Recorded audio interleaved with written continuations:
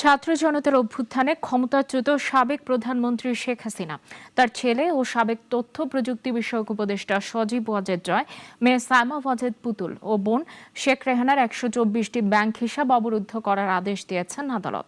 একই সাথে তাদের দেশ ত্যাগে নিষেধাজ্ঞা দিয়েছে আদালত। শেখ হাসিনা ও তার পরিবারের সদস্যদের ১২৪টি অ্যাকাউন্টে থাকা ৬৩৫ কোটি ১৪ লাখ টাকা অবরুদ্ধ করেছে বাংলাদেশ ফাইন্যান্সিয়াল ইন্টেলিজেন্স ইউনিট। এছাড়াও শেখ হাসিনার ধানমন্ডির বাসভবন সুধা সদন সহ ৭টি প্লট ও ফ্ল্যাট জব্দ করা হয়েছে।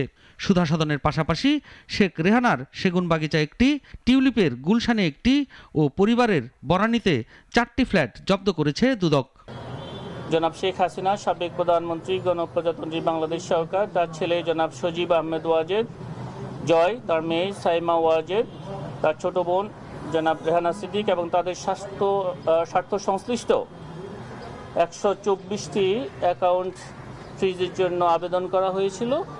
আমরা কিছুক্ষণ আগে জেনেছি এই ১২৪টি অ্যাকাউন্টে যে অর্থে রয়েছে সেটা বিজ্ঞ আদালত থেকে সে বিষয়ে অবরুদ্ধকরণের আদেশ প্রদান করা হয়েছে। একই সঙ্গে শেখ হাসিনা, সজীব ওয়াজেদ জয়, সাইমা ওয়াজেদ পুতুল, শেখ রেহানা, শেখ রেহানার ছেলে রাদওয়ান মুজিব সিদ্দিক ববি, শেখ রেহানার মেয়ে টিউলিপ রিজওয়ানা সিদ্দিক ও আজমিনা সিদ্দিকের বিদেশ যাত্রায় নিষেধাজ্ঞা দেন আদালত। অর্জিত স্থাবর সম্পদ যাতে অন্যত্র স্থানান্তর, হস্তান্তর বা বেহাত না হতে পারে সেজন্য বিজ্ঞ আদালতে আবেদন করা হয়েছিল।